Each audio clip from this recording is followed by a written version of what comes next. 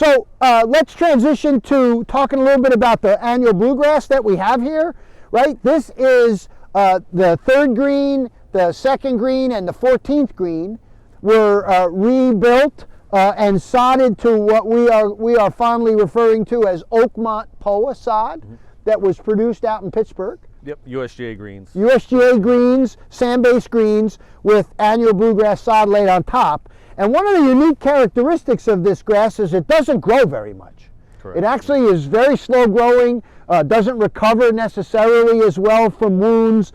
Oftentimes with much less work is faster, so getting uniformity and speed.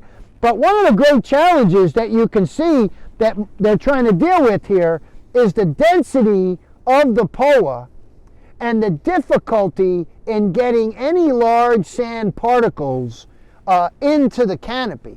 So Mike and the crew are putting on a coarser sand that still meets USGA specification, but it has, did you say 2 mil?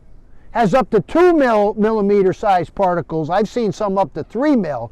And this is a good time to do it because the grass is likely to grow through it. But this dense POA still presents a pretty significant problem, right? It's interesting, and you mentioned the coarse sand because, well, it was actually at USGA's recommendations when we first got involved in the U.S. Open cycles. We were backfilling every time we aerated with fine sand. Yeah. And then about 8 or 9 years into that, always using fine sand, we were having layering problems where as deep as our vertidrains or aerators go down, we basically had a pan layer, which is one of the reasons these greens started failing. So we did install drainage on all the other greens and rebuilt a few of these greens. Now the other 4 courses greens weren't getting aerated as intensely, so I think we stopped the fine sand just in time, and now we kind of call it our poor man's drill and fill. We use our own vertidrains, big 3/4 inch tines, go down as deep as we can, and we try to get a more coarser sand, the 2 mil. And that's what we're looking at here, the remnants of that as well. Correct, yeah. Did you do a deep tine here as well? Dry jet, the black horse. Oh, this is a dry jet, yeah, okay. Yeah. So again, it's getting sand in because as you can see, with these particles on the surface, it's very difficult to get that sand in.